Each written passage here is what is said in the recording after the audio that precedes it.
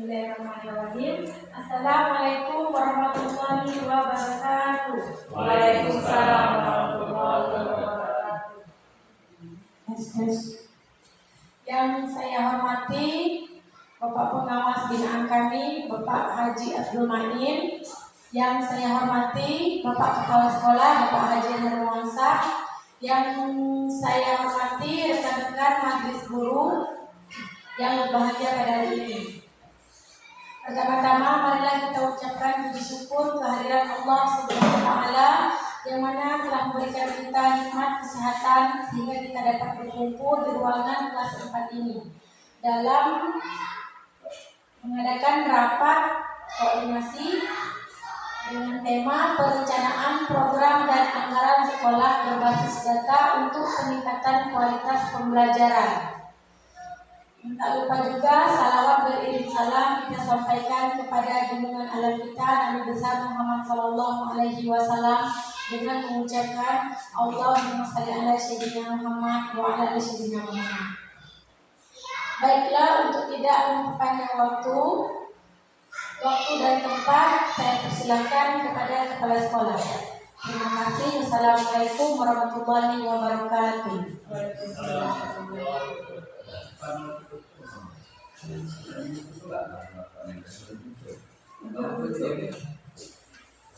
Saya terima kasih kepada Bu Megawati sebagai moderator. Bismillahirrahmanirrahim. Assalamualaikum warahmatullahi wabarakatuh. Pertama-tama yang sama-sama kita hormati pengawas binaan Bapak Haji Abdul Main selaku pengawas binaan SD 014 Aceh Barat,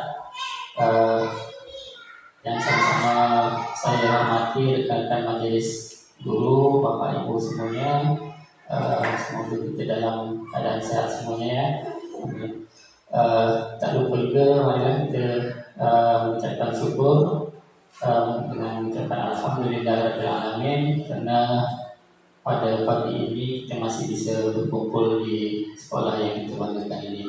Tak lupa juga kita mengucapkan salawat dan salam pada Nabi Muhammad sallallahu alaihi wasallam dengan ucapan Allahumma shalli ala sayyidina Muhammad wa ala ali sayyidina Muhammad. Baiklah Bapak Ibu, kita waktu sekitar untuk saya menyampaikan program perencanaan program dan anggaran sekolah berbasis data untuk peningkatan kualitas pembelajaran di sekolah kita ya. Hari ini diambil dari PMM yang kita isi dan yang dari kepala sekolah, dari data saya di PMM ini saya ambil dan akan saya sampaikan pada hari ini. Nah, untuk indikator pada PMM yang saya pilih yaitu memandu perencanaan pembelajaran. Jadi indikatornya jelas ya, kita memandu perencanaan dalam pembelajaran kita. Nah, tujuan daripada pertemuan kita atau rapat kita hari ini yang pertama kita memastikan partisipasi semua pihak dalam perencanaan dan pengelolaan anggaran sekolah.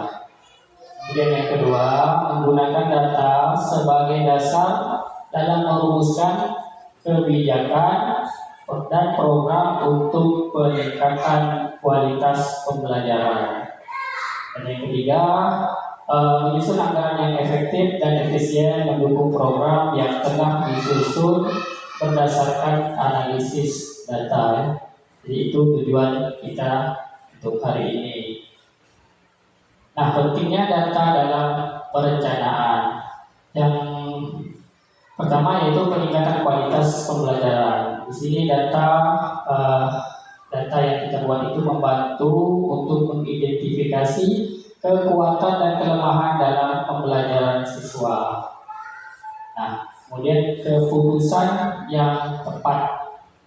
Data itu juga dapat mengambil keputusan yang tepat dengan menggunakan data untuk membuat keputusan berbasis bukti bukan asumsi ya. Jadi kita mempunyai barang bukti, ada bukti ya. Kemudian efisiensi penggunaan anggaran. Nah, data memungkinkan alokasi anggaran yang lebih tepat sesuai kebutuhan real sekolah. Ya. Nah, untuk proses perencanaan, di sini yang pertama kita mengidentifikasi kebutuhan pembelajaran, yaitu dengan cara menganalisis hasil evaluasi pembelajaran, nilai ujian, dan data perkembangan siswa. Ya, jadi kita analisis dulu nilai ujian anak dan perkembangan anak. Kemudian yang kedua, penyusunan program pembelajaran. Nah, di sini menyusun program pembelajaran berbasis data yang disesuaikan dengan kebutuhan siswa. Jadi apa kebutuhan siswa itu kita susun dulu program pembelajarannya berbasis data ya, jadi menggunakan data. Kemudian yang ketiga, penyusunan anggaran. Di sini menyusun anggaran berdasarkan program yang telah direncanakan, memastikan bahwa anggaran mendukung prioritas program. Jadi menyusun anggaran ini biasanya di ARKAS ya, RKS atau biasa disebut rencana kegiatan anggaran sekolah.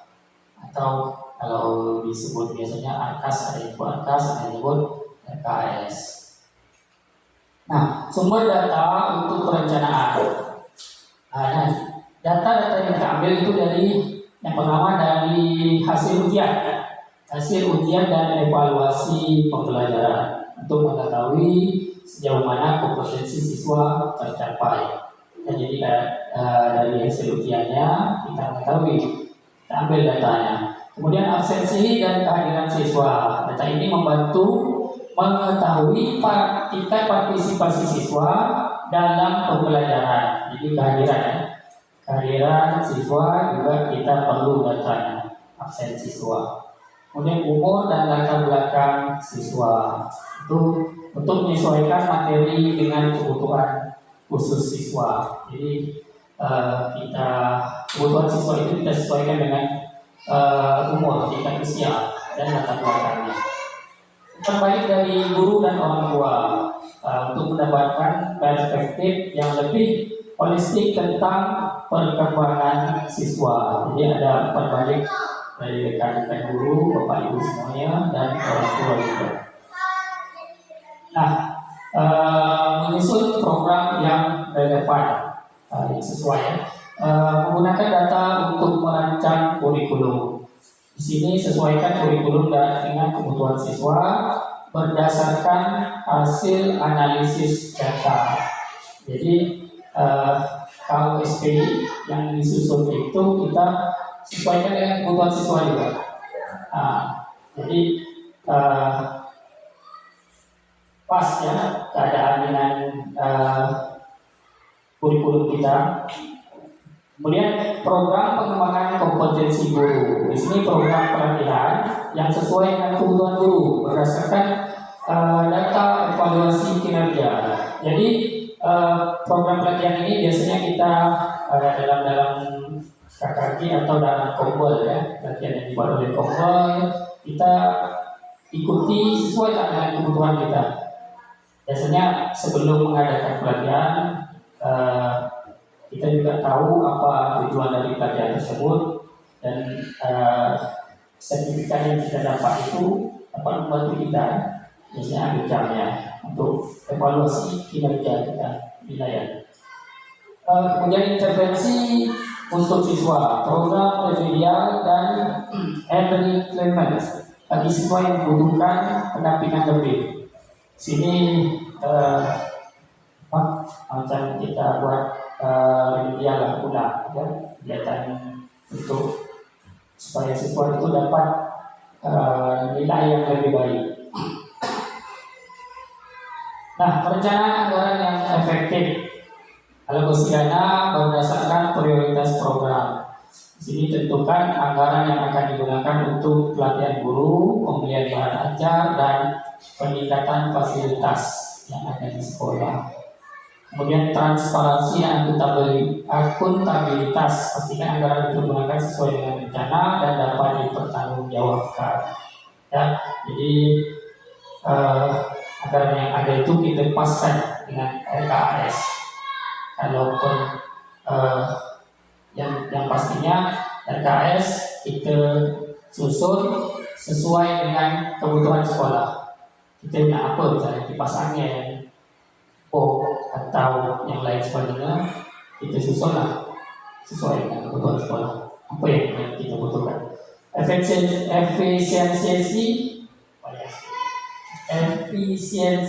Efisiensi penggunaan anggaran.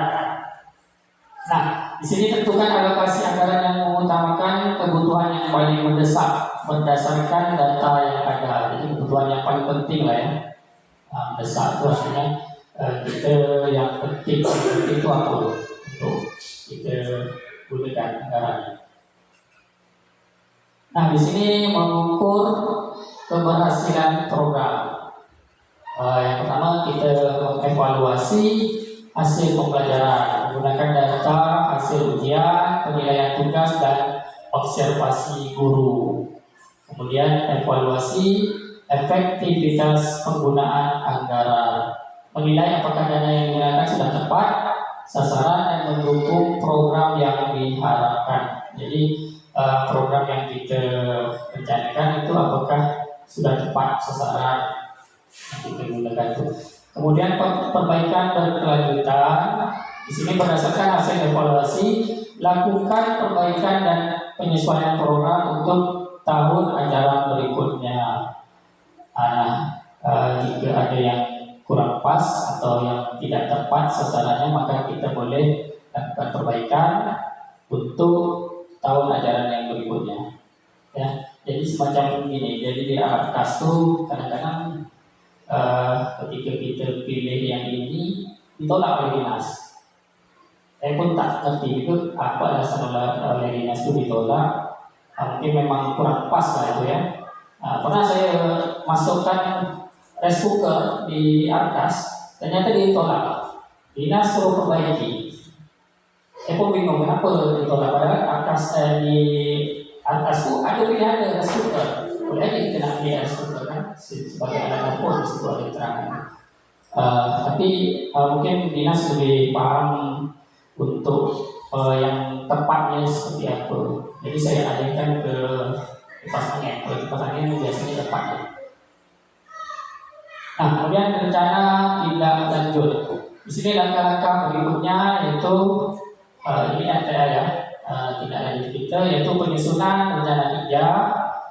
Setiap guru dan staf diminta untuk menyusun rencana kerja berdasarkan program yang telah direncanakan. Jadi menyusun RHK kalau salah RHK rencana bukan RHK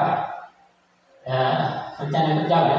Kemudian pemantauan berkala, rencanakan jadwal untuk memantau pelaksanaan program dan penggunaan anggaran.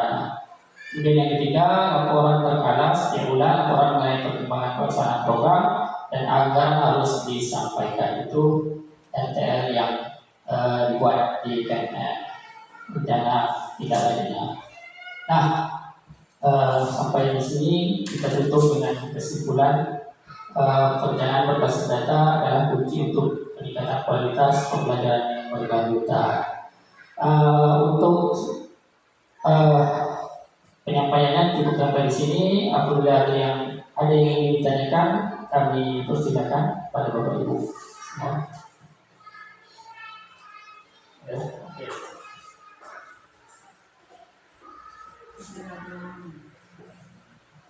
Assalamualaikum warahmatullahi wabarakatuh. Waalaikumsalam warahmatullahi wabarakatuh. Terima kasih sudah memberi kesempatan kepada saya untuk bertanya. Mohon maaf Pak, silakan Bapak buka yang tujuan tadi. Proses perencanaan. Itu Pak yang tadi, maaf ya Pak ya. Itu kan yang nomor 2 itu ada tuh penyusunan program pembelajaran, menyusun program pembelajaran berbasis data yang disesuaikan dengan kebutuhan siswa. Yang maksud di sini itu seperti apa Pak? Pembelajaran berbasis data. Tolong dijelaskan Pak. Terima kasih. Baik, terima kasih kepada Ibu Gana. Untuk poin nomor 2, penyusunan program pembelajaran ini sebenarnya itu pembelajaran berbasis data itu seperti apa ya? Nah, program pembelajaran berbasis data ini yang pertama kalau secara sederhananya kita melihat langkah-langkahnya yaitu ada 3. Yang pertama yaitu kita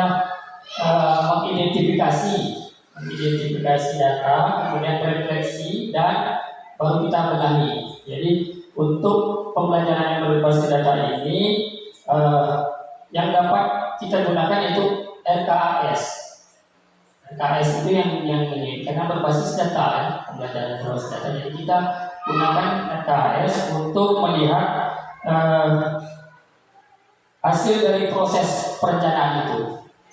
Hasil dari proses perencanaan berbasis data itu kita lihat dari RKAS yang kita buat. Kemudian dalam menyusun perencanaan berbasis data itu kita dapat lihat di raport pendidikan. Raport pendidikan juga berbasis data ya.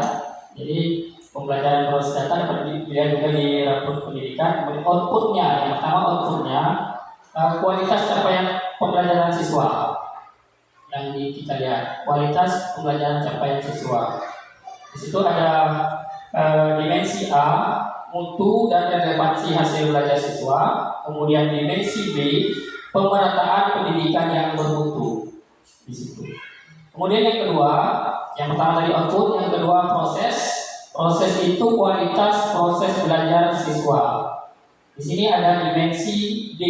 Dimensi D ini mutu dan relevansi pembelajaran. Jadi pembelajaran itu sudah sesuai atau belum, relevan. Ya. Kemudian input, yang ketiga input kualitas sumber daya manusia dan sekolah. Di situ ada dimensi C, kompetensi dan kinerja PTK. Ini kompetensi dan kinerja yang Bapak Ibu buat di tenaga pendidikannya. Kemudian dimensi E juga ada. Dari input tadi dimensi E pengelolaan sekolah yang partisipatif dan akuntabel. Ya, jadi untuk program pembelajaran berbasis data langkah-langkahnya seperti itu tadi yang saya sampaikan tadi. Saya rasa itu saja cukup benar, jelas. Jelas, oke, baik. Terima kasih. Kalau sudah jelas, ada lagi yang ingin ditanyakan? Pas, baik. Jika tidak ada, kita tutup kegiatan kita hari ini. Lewat, terima kasih.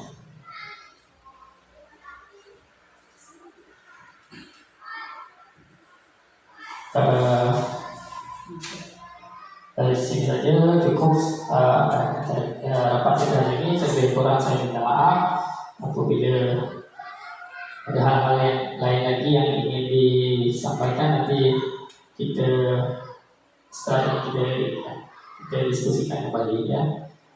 Saya tutup dengan billahi taufiq wal hidayah. Assalamualaikum warahmatullahi wabarakatuh. Waalaikumsalam.